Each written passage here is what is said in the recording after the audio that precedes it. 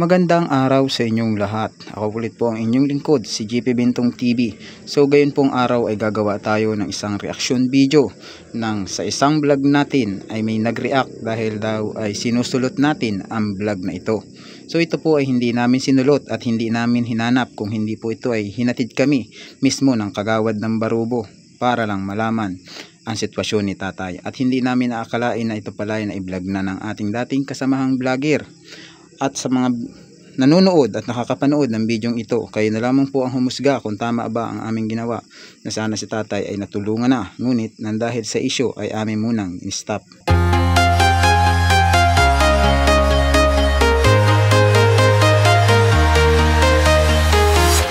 I'm walking alone, the streets are empty. The only thing I can see is my own silhouette. I'm getting stronger, step by step. The clock is ticking, but there's no time for regrets. I've been flying from town to town, from London to Taiwan. I've been all around the globe, trying to protect your soul. We are here. Magandang hapon sa inyong lahat mga idol, So gagawa lang tayo ng maikling reaction video dito sa isang vlog na i-edison ng nakaraan So hindi naman talaga siyang original na vlogger na unang pumunta rito. So wala din kaming alam na i-vlog na to, dahil ay tao mismo ang lumapit sa amin dito para i-vlog. So kasi ito, kaya pinalikan namin ngayon, merong gustong tumulong. So medyo pinipigilan kami ng mga taga-kabila na tulungan si tatay dahil nga i-vlog daw nila. So ngayon i-clear natin, kasama natin din pala si Kagawad din. Kanina pa siya dito naghintay sa amin. So binalikan namin para i-clear yung istorya, dahil nga ay para kung talagang ayaw nilang patabangan ng mga supporters ng kabila ay pwede na ihinto So yun, para mga idol, alamin natin, pakita ko ulit sa inyo yung bahay na yan na ibinilag na ni Burlasoy. So kilala nyo naman si Burlasoy, kilala din namin ating lahat. So doon ito kay Burlasoy na vlog dauna. So wala kaming alam na binilag ni Burlasoy ito, at tao mismo lumapit sa amin. Hindi kami nag-scout dito, hindi kami pumunta rito para maghanap ng vlog. So talagang dinala kami rito ng mga tao para patabangan So napakaliwanag nun mga idol. So sana nag-gets ninyo. So ipakita bahay na yun ni tatay na gustong sanang tabangan ng nakaraan pa ng sponsor ng Team Butiti. Ang nangyari ay medyo pinigilan muna ni Edison na magpadala yung sponsor dahil may issue parang dinadown si Edison nung na bakit daw binilag ito dahil ito ay vlog na ni Burlasoy, dapat hindi daw binablog dahil vlog ni Burlasoy. So wala kaming alam that time na binidyo namin ito na may nag-vlog na. So para maging clear yung usapan, lilinawin yung istorya para kung matulungan si tatay, dahil kita nyo naman yung bahay si tatay isa sa karapat dapat na matulungan. So hindi ko alam bakit hindi nila ito natulungan noong time na nandun si Burlasoy na binibidyo. Ay ito sigurado mas higit na kailangan tulungan to mga idol. Miski ako nagulat din sa sitwasyon kung bakit hindi ito agad-agad na bigyan nila ng tulong, pero nakadalawang balik daw dito si Burlasoy, sabi ng mga tao dito. Ngayon nangutana kami or nagtanong na kami. So yan, paano ngayon ang masasuggest ninyo? Comment daw kayo kung tama ba yung aming ginawa. Nabalikan namin para kausapin, para kung sakaling maging okay, mapabahayan si tatay. So kung ayan si Edison, ini-interview siya, panoorin nyo mamaya yung interview ni tatay kay Edison kasama si Kagawad. Si Kagawad rin yung mismo nagdala sa amin dito para makita namin to si tatay. So hindi namin alam itong lugar na to, na meron palang ganitong lugar sa Talisay dito sa Barubo. So gulat din lang kami ng pag-upload ni Edison. Maraming nag-react dahil vlog daw ito ni Burlasoy, bakit daw namin sinusulot. Hindi po ito sinulot.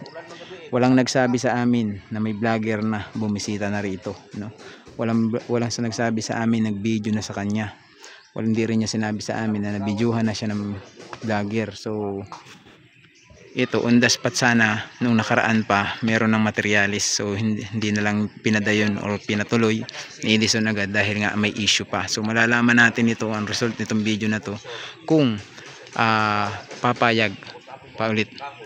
So si Burlasoy ay okay naman daw sa kanya, yun ang sabi. Pero ang mga supporters ni Burlasoy, ayun, hindi ko alam, baka yun din yung mga supporters na gustong tumulong dito kay nanay, ay kay tatay. Pero dapat kung pinipigilan nila, tulungan nila, ano. So yun lang talaga siguro yung ating magiging reaction dito sa video na to, no.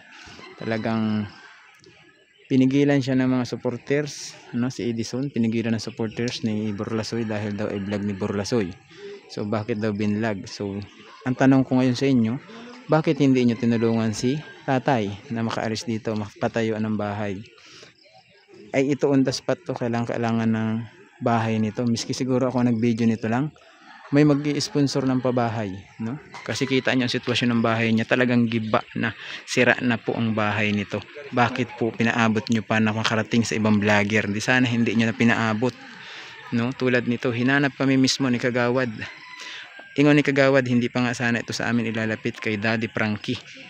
Gusto niya itong ilapit, gusto niya itong i-chat kay Daddy Frankie na kaawa-awa, gusto niyang patulungan. Isipin ninyo, si Kagawad mismo gumawa ng paraan para makita kami. Tapos sasabihin nyo ngayon ay sinulot namin. Hindi po panunulot ang tawag doon.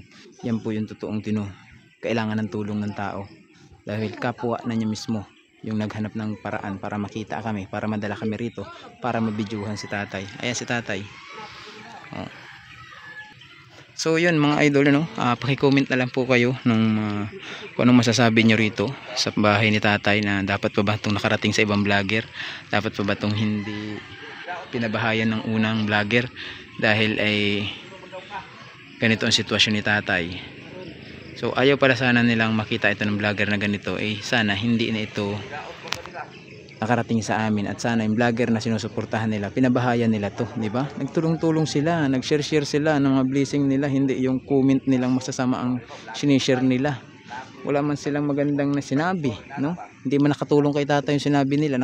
Sa tingin nyo ba yung sinabi nila na bakit sinusulot ni Edison yung vlog ni Burlasoy ay nakatulong kay tatay? Hindi po, hindi makakatulong yan. Dahil ang totoong makakatulong ay kung itinayuan nila ng bahay si tatay. Yun ang kailangan ni tatay. So si Burlasoy, wala namang against na hindi namin i-vlog to, kung hindi mga supporters lang din ni Burlasoy, ano. So para sa akin po sa inyo, medyo hindi naman yata maganda, no, na gusto nyo pangunahan yung tao sa Burlasoy, gusto nyo pangunahan pero hindi nyo naman tinutulungan. Dapat tinulungan niyo si Burlasoy na mapabahayan to, para sana hindi na umabot sa ganito. So talagang ewan ko na lang kung nakanino ang pagkakamali, di ba? Undang na kong vlog, boss. Wala magpalagat na ko. Ikaw na mag-vlog sa kong vlog. Kasi tagamay, Di na siya mag-vlog na ginagawa. Di mo siya nga, ganang vlog na ko, ikaw mag-vlog. Ang problema na, kalampag may mga kauban. Kalampag man, nasuko man. Na okay na si Montay, kaya kung itong i-chat ng sponsor. Na, magdulit mo siya man, magdulit sa sale. Bawi po laki. kuan, pagkuha kahoy, pagkuha gani, yung tay, apila ko lang. So, malay na ako. Di ikaw, may tabangunon kayo tayo. Oo. Ikaw, may tabangunon kayo, kitanaw ko ng kahimtang ni mo. Ako yung maunahan na dyan, kasi may tsaka. Pero, Ikaw mo, ang itabangan ka ni. Basa ka gabi eh. Kusog ang ulan mga gabi diri ba? buhatan pa na ako na ako. Tikat rin ng CR. Wala akong buhati talaga. Kung nga pero may paginawa, apay tuhod na ako nga, may hubag na. Simana na kapay tuhod pa ka rin. Tingnan din, daan may hubag. Oh. Nakakaos sa tingin na rin isla. May kalaban na yung mga arthritis. Tinuruhan. Dilawitan. Ah, pwede uso pa din dilawitan eh. Alagsa. Basta dilawitan. Kung ka nang malasugi, kalaban nga po namin. Kalaban ay gihapon mga sugi. Ha? Kalaban ay gihapon ang mga sugi, ano? Kuha na ko. Sumang gumulihok na sa isda. Kaya, kapuntagaan yung mga nakalimutan. Ikaw ka sa tambok. Baboy. Manok. Bangus. Uwin. Para kanina mga isda kan may ibadahan. Mara.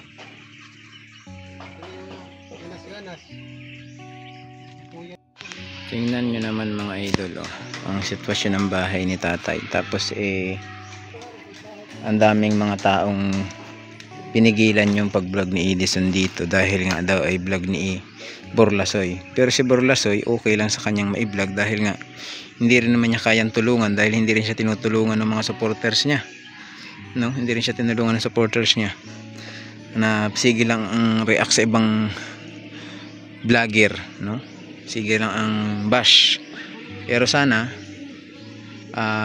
tinulungan ni si Borlasoy na mapaayos tong bahay na to para si Borlasoy ay hindi rin naiipit. Tulad yan, sabi ni Borlasoy, okay lang daw na i-vlog kasi talagang tabangay si tatay. Kailangan ng tabang ni tatay.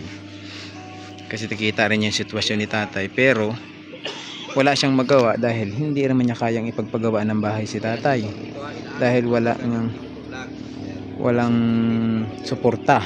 So yun, kung ito mga idol tinabangan nila kaysa yung ngaw-ngaw sila ron sa ibang video na dahil nag-vlog ng iba itong vlog na ito, ay di mas maganda sana. Di sana si tatay ngayon plastado na ang yung bahay niya, hindi yung nanonood na lang kayo ipodoro pa yung nasabi na sasabihin ninyo vlog ni Borlasoy, binlog nyo. Hindi po kami, ulitin ko ha, hindi po kami kusang pumunta rito. Kami po ay dinala ng tao dito. Kagawad po mismo ang nagdala sa amin dito para mai-vlog. Ang sabi ko nga kay Edison, tigilan mo kung magiging issue lang yan, tigilan mo na lang, hayaan na lang natin, tiisin na lang natin yung kahimtang ni tatay, yung ganun sitwasyon ni tatay. Dahil nga ay kisa pag simula na naman ng gulo, sabi naman ni Borlasoy okay lang daw, ay mabuti nga daw at matutulungan. Ay yung mga supporters naman, yung mga viewers naman, yung wala namang naitulong sa kanya, ay marunong pa sa kahit doon sa nag-vlog, no? At kasi pinagbabawalan, tapos sasabihin na inagaw daw ang vlog. So yun mga idol, hindi po inagaw yan. Dinala po kami ng tao dito para si tatay makita namin, no? Kung hindi kami dinala rito ng tao, sinundo pa kami para lang kami makarating dito. So pagpunta namin dito, wala namang nagsabi na may vlogger nang pumunta rito. Hindi rin sinabi ni Kagawad na na-vlog na to ng iba, hindi rin sinabi ni tatay na na-vlog na siya. So kaya ngayon ang naging sitwasyon mong ma-upload, maraming nag-react dahil vlog nga daw ni Borlasoy. So anong labot namin kung vlog ni Borlasoy kaya hindi naman namin alam na pinuntahan na pala to ni Borlasoy. Tapos wala ding nagsabi sa amin. Yan lang po mga idol, no? Sa aking masasabi sa bidyong ito ngayon. So sa lahat ng aking supporters at mga viewers, mahal na mahal ko kayo siyempre. Kung alam nyo naman, sabi nga lang ay kung meron kayong nais tumulong, ay wala man problema na mag-contact sa atin. At yung kung may mga ganito tayo mga video na pwede nyo matulungan, ay pwede nating pagkaisahan, magkaisa tayo para makatulong tayo sa kanila. So God bless sa inyong lahat at maraming salamat, lalong lalo na sa solid supporters at sponsor ng Team Butiti. So sa lahat naman ng aking viewers na hindi ko na halos napapansin yung mga comment ninyo, pero naka-heart naman ako sa inyo, no? Tanda po at sign ng pagmamahal ko sa inyo na bilang mga viewers ko kayo, So thank you po sa patuloy na suporta at sa asahan po ninyo ipagpapatuloy natin itong ating mga ginagawang ganito. Kung meron kailangan tayong reaksyon ng video tulad nito, talagang makita nyo ang sitwasyon ni tatay, lalo na kung sa personal. Kagabi umamin si tatay, basang-basa daw siya. Hindi raw niya alam kung anong oras mahinto ang ulan kagabi. So nagtungko na lang siya, talagang sobrang tulo daw ng kanyang bahay. So yun mga idol, maraming salamat and God bless everyday sa inyong lahat. Bye bye. Shall we have breakfast together?